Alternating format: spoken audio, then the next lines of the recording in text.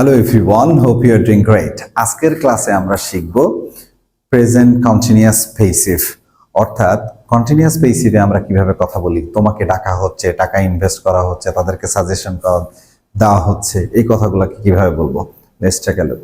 সাধারণত বাংলা বাক্যে আমরা করা হচ্ছে, বলা হচ্ছে, ডাকা হচ্ছে, দেখানো হচ্ছে, এই ধরনের কথা বুঝবো। যেরকম বিল্ডিংটি তৈরি করা হচ্ছে, কে তৈরি করছে নাই, অর্থাৎ সাবজেক্ট থাকে না। এর আগেও আমরা শিখেছি যে সাধারণত পেসিভ সেন্টেন্সে সাবজেক্ট থাকতেছে না, অবজেক্টটাকে আমরা সাবজেক্ট করে নিচ্ছি খুব ইজিলি। সো দেখেন কি করব, সাবজেক্ট তার মানে অবজেক্টের সাবজেক্টিভ ফর্ম সরাসরি এম ইজ আর, সাথে অতিরিক্ত একটা বিং লাগবে, অতিরিক্ত বিং। তারপরে ভার্বের পাস্ট পার্টিসিপল ফর্ম আগের মতো সবগুলা, তার মানে সিকোয়েন্সলি এর আগে আমরা সিম্পল পেসিভ দেখে আসছি। তাহলে পার্থক্যটা একবার শুধু একটু বুঝে নিই। সিম্পল পেসিভে আমরা প্রেজেন্ট সিম্পল পেসিভে বলেছিলাম যে আমাকে ডাকা হয়, আর কন্টিনিউয়াসে আসলে অর্থ দিচ্ছে আমাকে ডাকা হচ্ছে।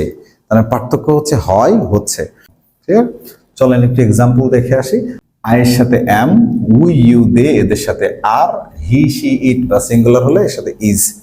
তাহলে দেখেন, আমি যদি এখান থেকে একটা নিই কল, আমাকে ডাকা হচ্ছে, তাহলে আই অ্যাম, তাহলে আই দিলাম, অ্যাম নিব, এর সাথে being, I am being called, I am being called.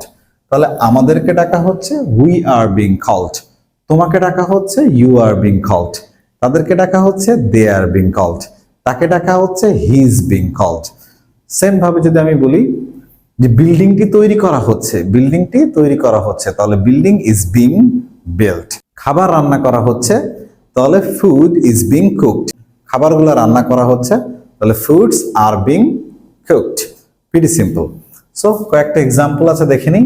আমাকে ইংরেজি শেখানো হচ্ছে, তার মানে আমাকে শেখানো হচ্ছে মি অবজেক্টিভ ফর্ম, মি এর সাবজেক্টিভ ফর্ম আই, তাহলে আই অ্যাম অতিরিক্ত being, I am being taught English, মানে teacher past participle form, I am being taught English, I am being taught English। তোমাকে প্রশ্ন জিজ্ঞেস করা হচ্ছে, তাহলে you are সাথে being, you are being asked question, তাহলে you are being asked question। ওকে, তাকে ক্ষমা করা হচ্ছে, তাকে কেউ একজন ক্ষমা করছে, কে করছে নাই, তাহলে তাকে হিম, মানে তাকে, হিম এর সাবজেক্টিভ ফর্ম হি, তাহলে he is being forgiven, he is being forgiven। এবং নেগেটিভ করতে গেলে এই কোশ্চেনটা আগের মতোই প্রিটি ইজি। তার মানে আমরা জাস্ট এম ইজ আর এর সাথে নট বসাবো, am not, is not, R not, being being এর জায়গায় থাকবে ভার্বের পাস্ট পার্টিসিপল, শুধুমাত্র নট বসতেছে। যেরকম আমাকে ইংরেজি শেখানো হচ্ছে না, তাহলে হচ্ছে নেগেটিভ হলে হচ্ছে না, তাহলে I am not being taught English, I am not being taught English. তোমাকে প্রশ্ন জিজ্ঞেস করা হচ্ছে না, তাহলে you are not being asked question, you are not being asked question. Same ভাবে তাকে ক্ষমা করা হচ্ছে না, he is not being forgiven, he is not being forgiven. যদি প্রশ্ন করেন তাহলে শুধু অ্যামিজার সামনে আসবে, অ্যামিজার দিব, তারপরে সাবজেক্ট আই, উ, ইউ, দে, যেটাই হোক সাবজেক্ট দিব, তারপরে বিং লাগাবো, তারপর ভার্বের পাস্ট পার্টিসিপল ফর্ম। সিম্পল। যেরকম আমাকে কি ইংরেজি শেখানো হচ্ছে, am I being taught English, am I being taught English। তোমাকে কি প্রশ্ন জিজ্ঞেস করা হচ্ছে, are you being asked question, are you being asked question। তাকে কি ক্ষমা করা হচ্ছে, is he being forgiven, is he being forgiven। আগের মতোই আমরা চেষ্টা করব যে পজিটিভ নেগেটিভ প্র্যাকটিস করার জন্য এবং সহজ করে। তাহলে আমরা একটা সহজ একবারে দেখে আসি, তাহলে বুঝতে সহজ হলো। যেরকম দুধ থেকে মাখন তৈরি করা হচ্ছে, তাহলে মাখন আমাদের অবজেক্ট, কি তৈরি করা হচ্ছে, মাখন।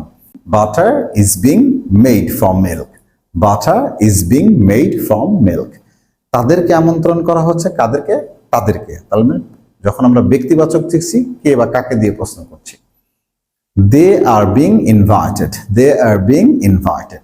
তোমাকে ইংরেজি শেখানো হচ্ছে, you are being taught English, you are being taught English.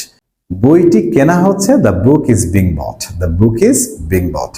তাহলে এখন আমরা চলেন একটু নেগেটিভ পজিটিভ প্র্যাকটিস করে আসি। তার মানে কোশ্চেন করবেন কিভাবে, আনসার করবেন কিভাবে, তার মানে ডেইলি লাইফে কনভারসেশনে আমরা কিভাবে ব্যবহার করি। এসিটি কি মেরামত করা হচ্ছে, is AC being repaired, is AC being repaired. হ্যাঁ, এসিটি মেরামত করা হচ্ছে। Yes the AC is being repaired. না, এসিটি মেরামত করা হচ্ছে না। Know the AC is not being repaired. আমরা চাইলে ইজেন্ট বিং রিপেয়ার্ড এভাবে বলতে পারি। তাদের কি গ্রেপ্তার করা হচ্ছে? Are they being arrest? হ্যাঁ, তাদেরকে গ্রেপ্তার করা হচ্ছে। Yes they are being arrest. না, তাদেরকে গ্রেপ্তার করা হচ্ছে না। No they aren't being arrest. No they aren't being arrest. তোমাকে কি পুরস্কার দেওয়া হচ্ছে? Are you being given award অথবা are you being awarded? Yes, আমাকে পুরস্কৃত করা হচ্ছে।